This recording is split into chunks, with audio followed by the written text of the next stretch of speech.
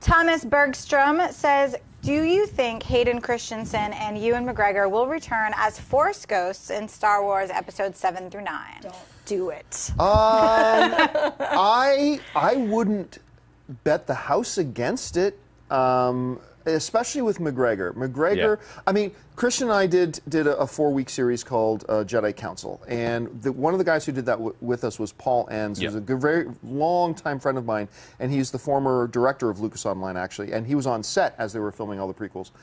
And he said, one thing you can't, even though, you know, Ewan was disappointed by the reception of the prequels, he said, Because they suck. he loves that character. Yeah. Ewan loves being Obi-Wan Kenobi. And so with that in mind, and if you kind of look, this is only for the sweaty Star Wars nerds who will get this. Yeah. If you look at the ending of Season 6 of Clone Wars, a Force ghost of Obi-Wan is not out of consistency with what the story of canon has been so far. Right. Hayden Christensen, I'll say no. Yeah.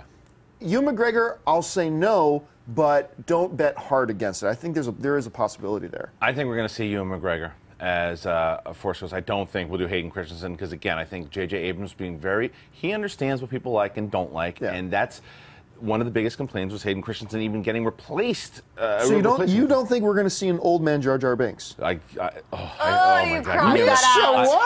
The only way I would be able to walk out of the theater, unless like he was hit by a wampa and that was the end of it. But I will say that the reason why I think they'll also set that up, I do think eventually that we're going to get a standoff Obi-Wan movie. A lot of people believe that. And I think that you have to keep Ewan McGregor in there to let people... Yeah, I think so. I think that because the adventures of him, what he was doing between Episode 3 and Episode 4 in that time period could be fascinating. It might be. It might be. I Even would though like I don't to like see prequel ideas. I mean, you know, we all pretty much hate the prequels. We've Yes. gone on record many a time, so there's no shock there. But I don't think he was bad in the films. He was decent with a really, really bad script, basically. Is what it I don't comes know. down to. I don't think he was good at all. I don't think he was But bad. the reason he was not good at all was because he was very, very poorly directed. Very poorly directed. I mean, and look, this is George Lucas is famous. There's this great story about George Lucas told by Ron Howard, because Ron Howard worked on American Graffiti with George Lucas, and this was back when Ron Howard was thinking about getting into film school, going to film school. He was thinking about becoming a director, and so George Lucas pulls him aside and they're talking. And I love the way Ron Howard tells the story, but George Lucas tells him, hey, man, and this tells you everything about George Lucas. He says, oh, that's great, you want to be director. You know what?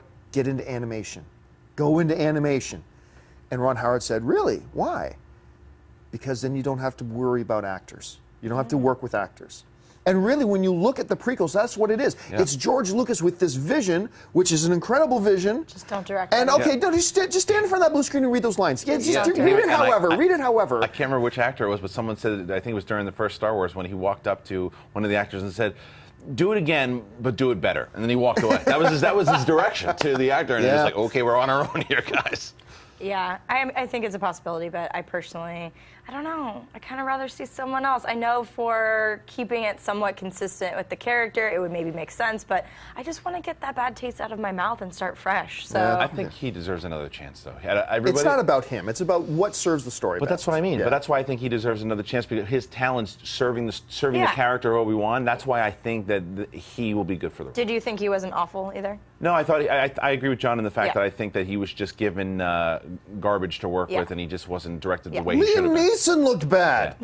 Yeah, and it ain't because Liam Neeson ain't got talent. It's because he wasn't directed properly. Natalie Portman looked bad. Oh my gosh, yeah. Hey everyone, if you liked this video, click that thumbs up button and make sure to subscribe to our AMC Movie News YouTube channel.